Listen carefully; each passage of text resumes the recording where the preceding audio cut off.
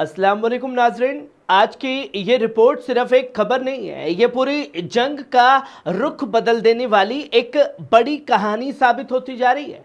दोस्तों, सीधा इस बात को समझ लीजिए कि अब ये जंग रुकने वाली हरगिज़ नहीं है।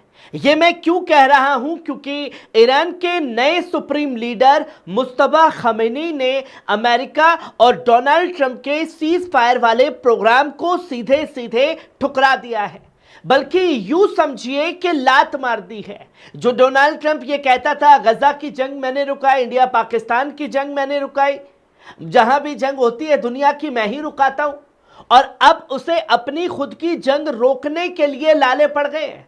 बिचौलिए देशों के जरिए तनाव कम करने और अमन की बात ईरान तक पहुंची तो ईरान का जवाब क्या मिला? जवाब मिला, जब तक अमेरिका और इजराइल को झुकाया नहीं जाएगा तब तक भूल जाइए कि उन्हें शिकस्त नहीं दी जाती, तब तक ये जंग रुकेगी। और जब तक वो हर चीज का मुआवजा नहीं देते तब तक अमन का कोई सवाल ही पैदा नहीं होता। ये जाकर के अपने आका डोनाल्ड ट्रंप को बता दीजिए। अब आप खुद समझिए, ये सिर्फ बयान नहीं है, ये खुला ऐलान जंग है मुस्तफा खमेनी का। पहला बड़ा खुलासा, जंग अब रुकने वाली हरगिज नहीं है, क्योंकि जंग का तीसरा हफ्ता चल रहा है और तीसरे हफ्ते में 2000 से ज्यादा लोग मारे जा चुके हैं। लेकिन ना अमेरिका पीछे हट रहा है और ना इजराइल रुकने का नाम ले रहा है। और तो और, जब ये दोनों ही ढीठ की तरह अड़े हुए हैं तो ईरान ने भी साफ कह दिया कि हम भी झुकने वाले हरगिज नहीं हैं। इसका सबसे बड़ा स्ट्रेट किस पर पड़ रहा है? स्ट्रेट ऑफ होर्मुज बंद पड़ा है, दुनिया की तेल सप्लाई खतरे में है और पूरी दुनिया की इकोनॉमी हिल रही है। ईरान इसे हथियार बना चुका है जिसने खलबली पूरी दुनिया में मचा दी है। दबाव बनाने का सबसे बड़ा टूल, दूसरा बड़ा खुलासा सुनिए। इजराइल के दावे सच या प्रोपागेंडा?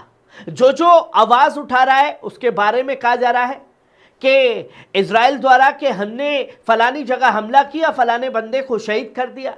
और अब इजराइल ने दावा किया है कि ईरान के national security chief Ali Larijani को मार दिया गया है। यह दावा मैंने नहीं किया, बल्कि खुद इजराइल कर रहा है। साथ ही यह भी कहा गया है कि बसीज फोर्स के कमांडर गुलाम रजा सुलेमानी को भी शहीद कर दिया गया है।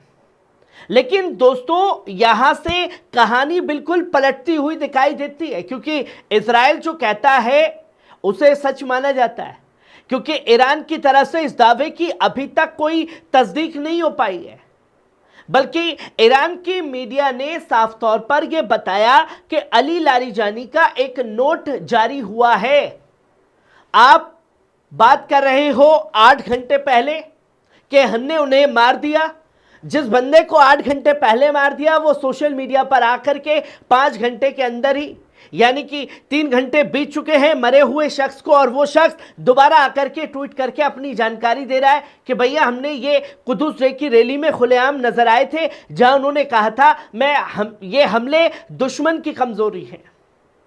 अब सोचिए, अली लारीजानी जिसके ऊपर यह बताया गया कि 8 घंटे पहले हमला करके हमने शहीद कर दिया, 8 घंटे के यानी कि 3 घंटे बीते, 5 घंटे के अंदर उनका रिप्लाई आया और वो कहते हैं कि यहां ये चीजें घटित हो रही हैं, ये गलत है, ये नहीं होनी चाहिए। बल्कि नैरेटिव से अब इजराइल जंग लड़ रहा है। इजराइल बार बार ये दिखाने की कोशिश कर रहा है कि ईरान की लीडरशिप कमजोर हो रही है, उनके बड़े बड़े अफसर मारे जा रहे हैं। पर आपको ये याद होगा, ये इजराइल अमेरिका की पॉलिसी है, बड़े लीडर को शहीद कर दो, सब कुछ उनके कंट्रोल में होगा।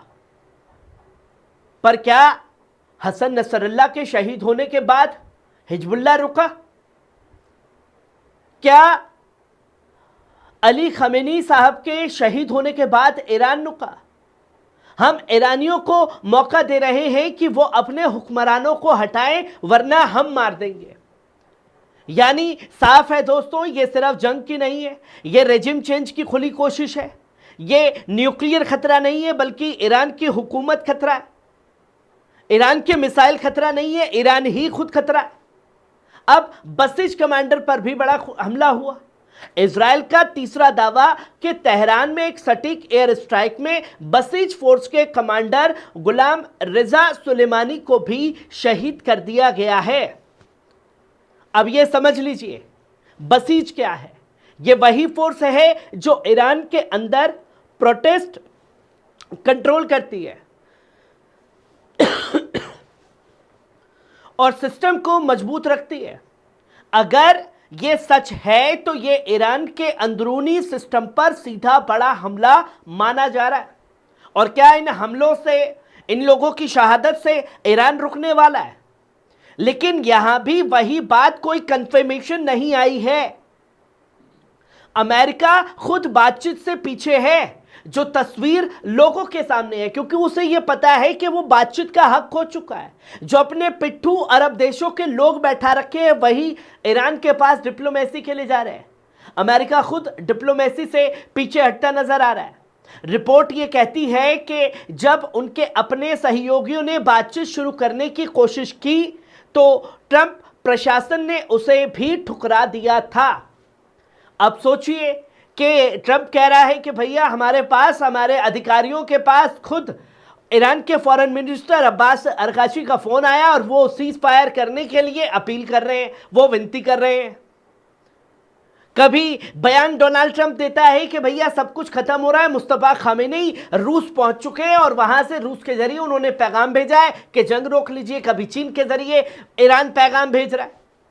अरे जब खुद ही ईरान जंग रोकने के लिए आपके पास पैगाम भेज रहा है तो आज खुद मुस्तफा खमेनी का पैगाम कैसे आ गया कि हम ये जंग रोकने वाले नहीं हैं? अपने बिचौलियों के सामने शर्तें रख दी कि जब तक 2000 लोगों की मौतों का बदला नहीं लिया जाता, अमेरिका इजराइल को घुटने पर नहीं लाया जाता, उन्हें हराया नहीं जाता, तब तक ये जंग नहीं रुकने वाली।